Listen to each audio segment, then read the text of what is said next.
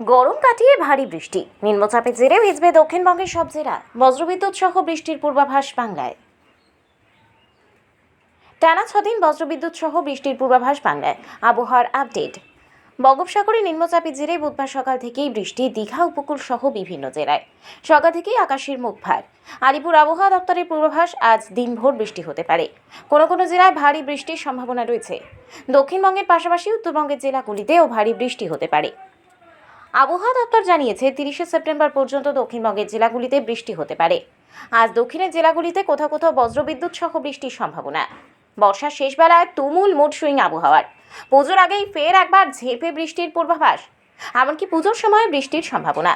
আবহাওয়া দপ্তর সূত্রে খবর, পশ্চিম মধ্য বঙ্গোপসাগরে একটি ঘূর্ণাবর্ত রয়েছে, যা নিম্নচাপে পরিণত হয়ে প্রাথমিকভাবে পশ্চিম ও উত্তর পশ্চিম দিকে এগোবে। এর জেরে মঙ্গলবার বৃষ্টিপাতের সম্ভাবনা রয়েছে দক্ষিণবঙ্গের জেলাগুলিতে। মঙ্গলবার কলকাতা সহ দক্ষিণবঙ্গের প্রায় সব জেলায় ভিজবে। বজ্রবিদ্যুৎ সহ হালকা মাঝারি বৃষ্টির সম্ভাবনা রয়েছে।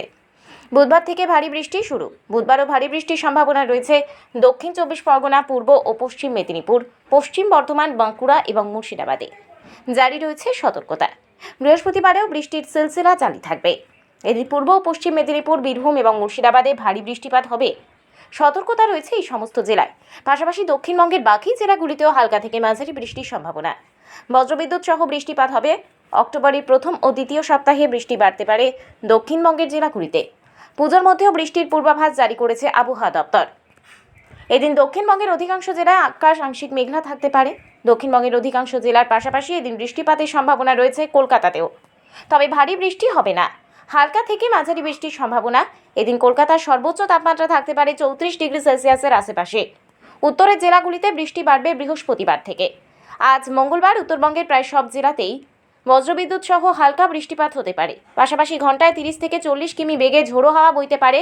অধিক বৃষ্টির সম্ভাবনা উত্তরের পার্বত্য এলাকায়। তবে বৃষ্টির সম্ভাবনা থাকলেও উত্তরবঙ্গের জেলাগুলিতে তাপমাত্রার বাড়বাড়ন্ত। আজও স্বাভাবিকের চেয়ে অধিক থাকতে পারে তাপমাত্রা। Bureau report, DN update.